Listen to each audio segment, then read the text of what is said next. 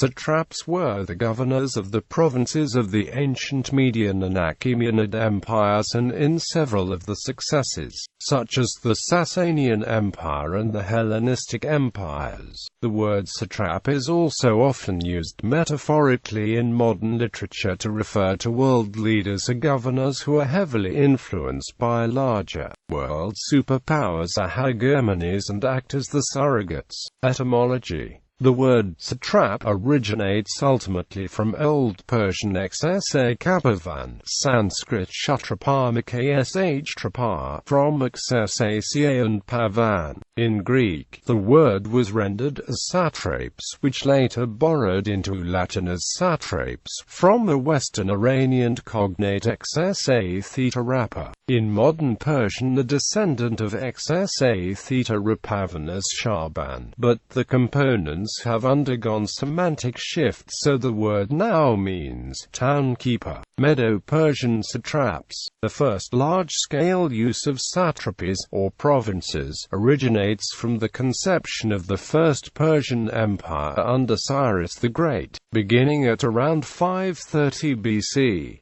However, provincial organization originated during the Median era from at least 648 BC. Up to the time of the conquest of Media by Cyrus the Great, emperors ruled the conquered lands through client kings and governors. The chief difference was that in Persian culture the concept of kingship was indivisible from divinity. Divine authority validated the divine right of kings. The 26 satraps established by Cyrus were never kings, but viceroys ruling in the king's name. Although in political reality many grabbed any chance to carve themselves an independent power base, Darius the Great gave the satrapies a definitive organization, increased the number to 36 and fixed their annual tribute. The satrap was in charge of the land that he owned as an administrator, and found himself surrounded by an all but royal court. He collected the taxes, controlled the local officials and the subject tribes and cities,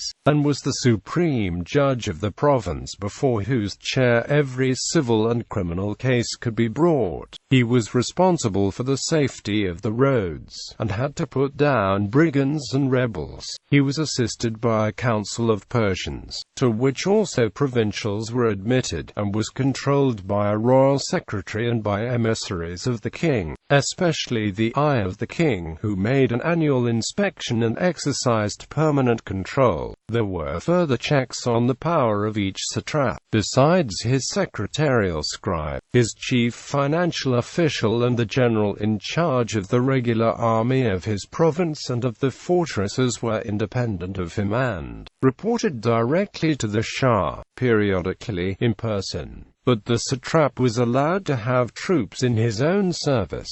The great satrapies were often divided into smaller districts, the governors of which were also called satraps and also hieparchs. The distribution of the great satrapies was changed repeatedly, and often two of them were given to the same man. As the provinces were the result of consecutive conquests, both primary and sub-satrapies were often defined by former states and/or ethno-religious identity. One of the keys to the Achaemenid success was their open attitude to the culture and religion of the conquered people. So the Persian culture was the one most affected as the great king endeavored to melt elements from all his subjects into a new imperial style, especially at his capital Persepolis. Whenever central authority in the empire weakened, the satrap often enjoyed practical independence, especially as it became customary to appoint him also as general-in-chief of the army district, contrary to the original rule. When his office became hereditary, the threat to the central authority could not be ignored. Rebellions of satraps became frequent from the middle of the 5th century BC. Darius I struggled with widespread rebellions in the satrapies,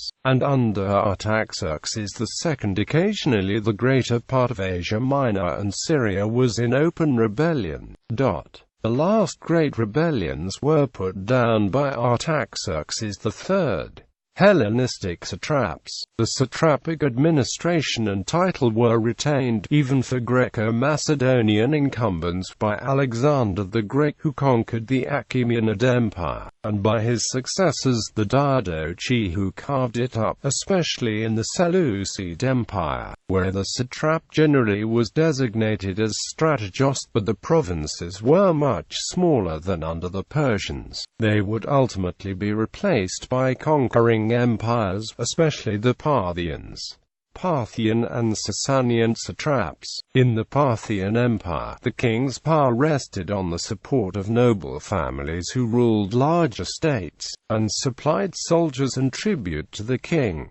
City-states within the empire enjoyed a degree of self-government and paid tribute to the king. Administration of the Sassanid Empire was considerably more centralized than that of the Parthian Empire. The semi-independent kingdoms and self-governing city-states of the Parthian Empire was replaced with a system of royal cities which served as the seats of centrally appointed governors called Charabs, as well as the location of military garrisons.